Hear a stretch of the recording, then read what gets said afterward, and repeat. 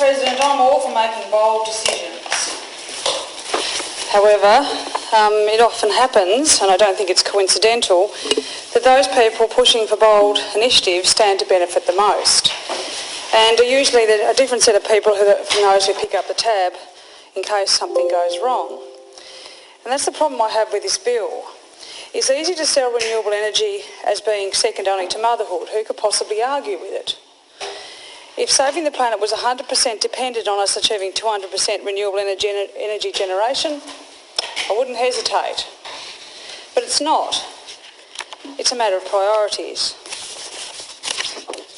Mr. President, there are a lot of unanswered questions in my mind about this bill, and I know concerns have also been raised by the stakeholders. Climate Tasmania, for example, in comment on this bill stated, and I quote, "There are a lot of questions about future large-scale projections that require further expert analysis and public consultation. It is not clear that the TRET and associated projects are the most effective ways of reducing mainland greenhouse gas emissions. There is a risk that projects will be indirectly subsidised by the people of Tasmania and that the benefits will flow mainly to commercial developers of renewable energy generation assets." Mr. President, Climate Tasmania calls on the state government to guarantee that before new projects are subsidised by the state government, there is comprehensive public consultation processes about the best way to reduce greenhouse gas emissions in both Tasmania and on the mainland. So, Mr. President, the energy sector is complex and difficult to fully understand for most of us who don't actually work actively in this sector. And there's none of us do in this room, sitting around this chamber. It's hard to make a really proper assessment of this, knowing how complicated it is. I know the member for Windermere and I, when we were on PAC, actually did the AMO training course, which gave us a lot more insight than many other members would have. But still, to say that we actually understand it would be a complete exaggeration at the very least. Yeah. We even did the test. Yeah, that's right. Anyway, Mr. President, I then asked, do any of us fully understand the national electricity market and the implications of the Tasmanian Renewable Energy Target, affectionately known as the TRET, Project Marinus and the Battery of the Nation, as part of the overall plan for Tasmania to move forward? Do we have a complete and comprehensive understanding of all of those areas? Do we fully appreciate the implications of those and this bill? Does anyone feel, or anyone else feel, perhaps they're being a bit snowed here? Mr. President, I guess, like most people, you know about Parkinson's law. Parkinson's law essentially says that the work spreads itself out to fill the time available for its completion. We've all seen many examples of that law in practice. In the famous 1957 book, Parkinson's Law, there's another lesser-known law known as the law of triviality, which came to mind as I considered this bill. C. Northcote Parkinson dramatises the law of triviality with the example of a committee's deliberations on an atomic reactor, contrasting it with two deliberations on a bicycle shed. As he put it, the time spent on any item of the agenda will be in inverse proportion to the sum of money involved. A reactor is so vastly expensive and complicated that an average person cannot understand it. A bit like the NEM and how that all operates. So one assumes that those who work on it understand it. On the other hand, everyone can visualise a cheap, simple bicycle shed, so planning one can result in endless discussions because everyone wants to be involved and add a touch to show personal contribution. So in his example, there were 11 members of this committee. 4, including the chair, didn't know what a reactor was. 1 of the remainder 3 did not know what it's for. Of those who knew its purpose, only 2 had the least idea of what it would cost. 1 raised concerns about advice they'd been getting from consultants. The chair was dismissive, replying that large amounts of money had already been spent through a formal contract, although a formal contract had not been signed. People are making a connection here. If the committee rejects the advice it has paid for, it will then have to pay as much again. The remaining committee member was the only one who had any understanding. He distrusted some of the consultants' rubbery figures. He asked what were the contingencies. So many questions and doubts, he didn't know where to begin. No one would understand him anyway. They've made up their minds. He said nothing. The plan for the new reactor was given the go-ahead. The discussion had taken 2.5 minutes. It was time to move on to the matter of the staff bicycle shed, which everyone understood. Mr President, I feel history is repeating itself. In early 2000, Hydro Tasmania signed a preliminary contract for Basslink. The cost was estimated to be $450 million. Hydro agreed to lease the cable for 25 years with an option for another 15 years. It would never own the cable, just use it. The monthly fee was established to start at $40 million per month. Immediately, Hydro started doing deals on the side, fixing interest rates, etc. By the time the final contract was signed in November 2002, the deals on the side had cost Hydro $100 million. There was no turning back. They had to proceed and try and claw back what they'd already spent. The final cost of Basslink ended up being $875 million. By the time the contract ends in 2031, we, Tasmania, will have paid over $3 billion for the cable that we will never own. A cable that was estimated to cost only $450 million went on the drawing board. We are paying $120 million a year in Basslink fees and associated finance costs. Who is the major beneficiary? Basslink's owner, Keppel, which is a Singaporean entity. What expenses does Basslink pay here in Australia? About $15 million per annum, Mr President. Not much benefit to the local economy. Ongoing running costs of wind farms are also very small. How much will Tas Networks make from its transmission activities that flow from the additional renewable energy? We aren't told. Perhaps the leader can tell us before we launch headlong into this and vote on the bill. I can understand Tas Networks wanting more income. After all, the government has saddled it with over $2 billion in debt via its dividend policy, plus the equity withdrawals to help prop up other GBEs over its journey.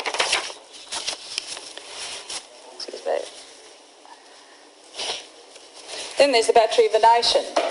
There's a lot of doubt from independent experts that pumped hydro, and I believe there are 3 plants already in Australia, have been for years, but they aren't being used much.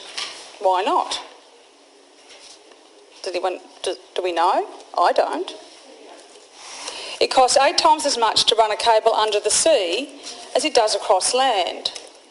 30% of the power is either lost in transmission across Bass Strait or is used to pump water uphill. Over 40 years, the life of a generation asset, as is reasonable to assume we can maintain sufficient of a comparative advantage to overcome all the additional costs. So is it reasonable, to assume that? Mr President, are the potential rewards for us, the people of Tasmania, worth the risks? I'm not asking you to specifically answer that, Mr President. I would have hoped there's another question the government can answer. Do we actually know and understand all the risks? Will the RET be another Basslink?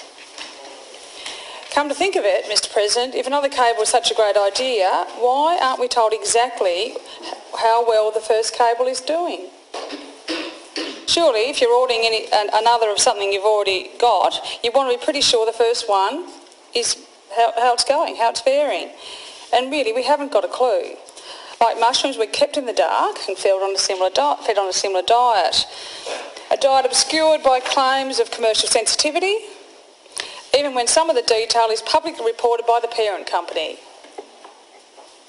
The lack of transparency when this bill actively mandates sticks in my craw. Just as the Labor government proceeded with a few side deals before the final Basslink contract was signed, this government has started doing deals as if Project Marinus was a fait accompli.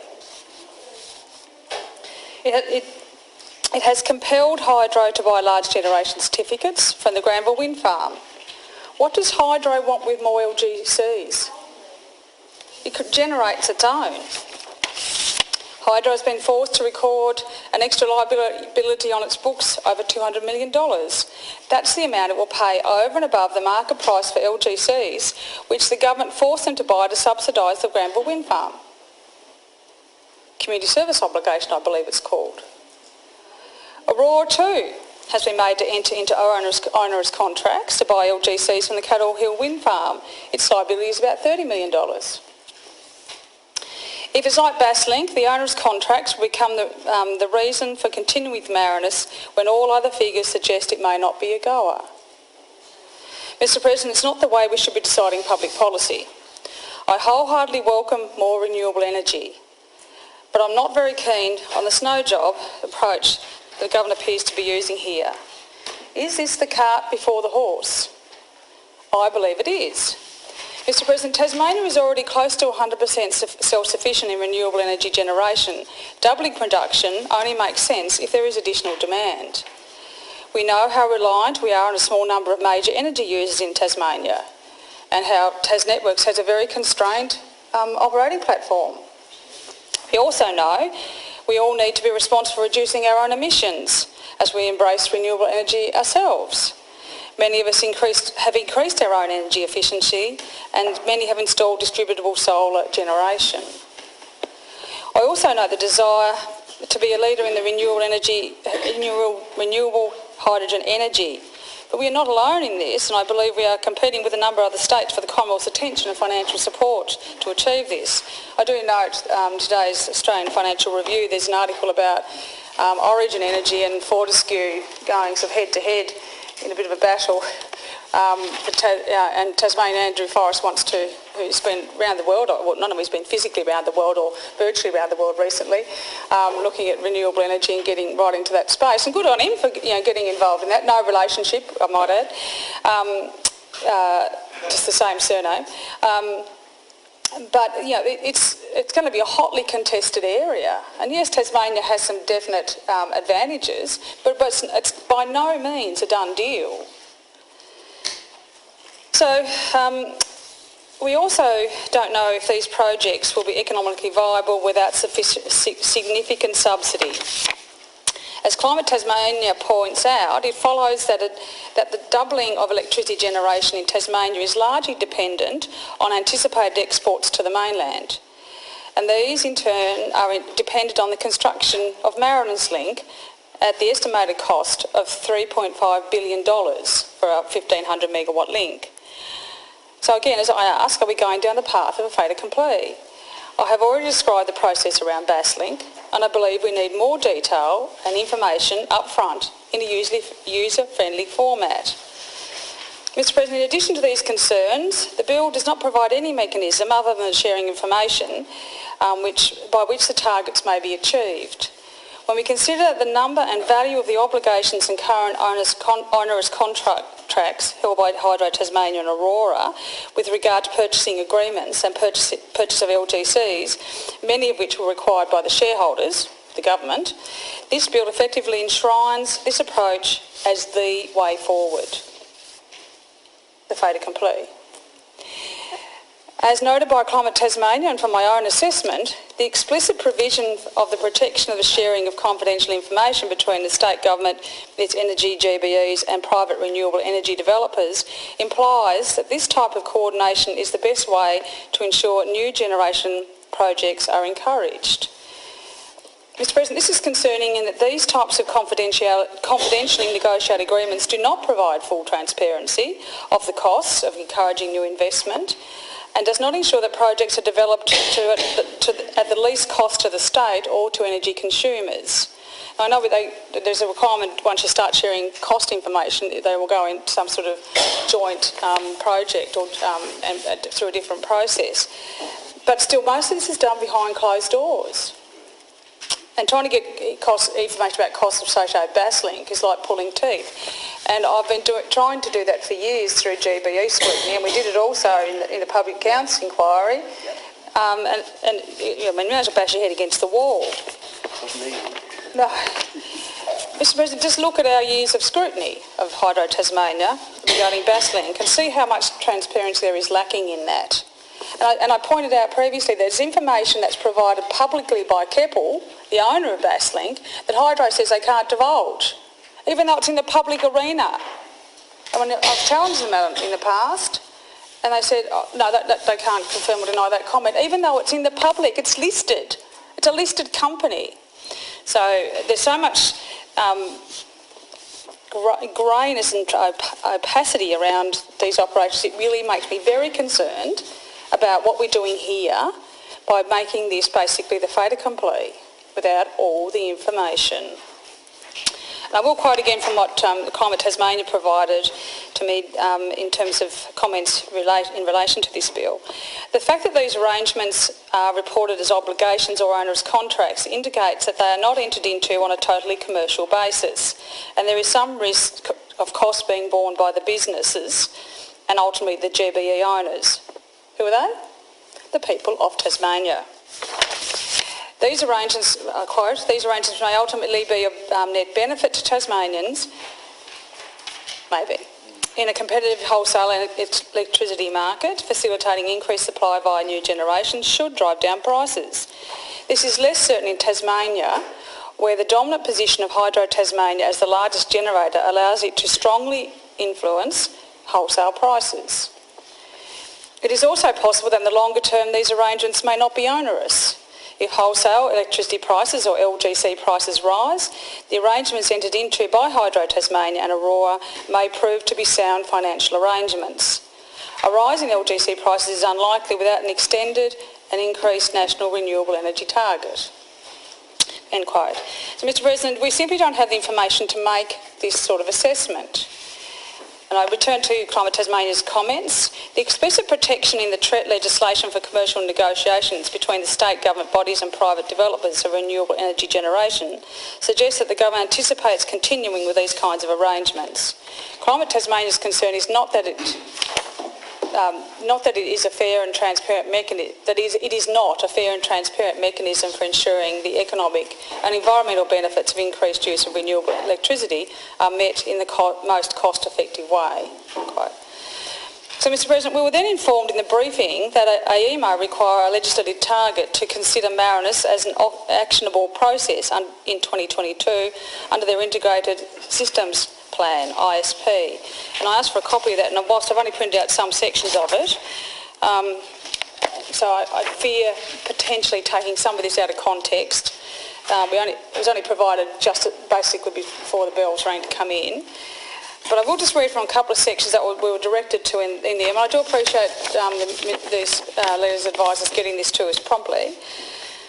On page 15 of the report, it's under Marinus link. It talks about that. It says the two new high voltage direct current HVDC cables connecting Victoria and Tasmania, each with 750 megawatt of transfer capacity and associated AC transmission, should be progressed such that the first cable can be completed as early as 2028-29.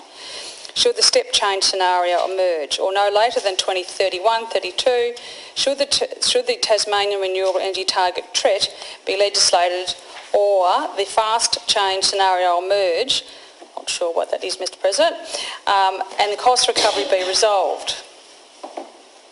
We don't know about that, do we? Quote, this requires delivery of early works for both cables to be completed prior to the final investment decision in 2023-24. If by then the Tasmanian Government does not legislate the TRET, or if there is no successful resolution on how the costs of the projects will be recovered from consumers and or other sources, then the project schedule could be revisited. So, Mr President, without reading the whole report, and I don't know how many pages it was, but I know it's a lot, this concerned me in that they're saying that we either legislate or we have to have a successful resolution of how the cost of the project will be recovered from consumers or other sources. That's a little bit of a worry. So, Marinus Link's first cable is on the least cost development path of all scenarios except for slow change. Marinus Link's second cable should be able to be completed as early as 2031-32, with the decision rules for its completion to be defined in the 2022 ISP. So we know there's another ISP coming in 2022. So then I went to page 30, and this is the review of the draft 2020 ISP under that heading.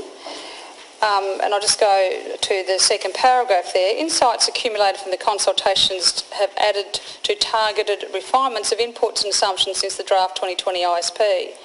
In particular, the introduction of Tasmanian Renewable Energy Target, TRET, in some scenarios and significant transmission cost increases have had an impact on the development sequence and timing of actionable ISP projects.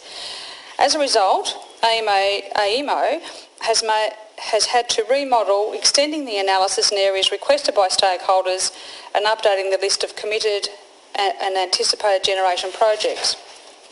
What does that really mean?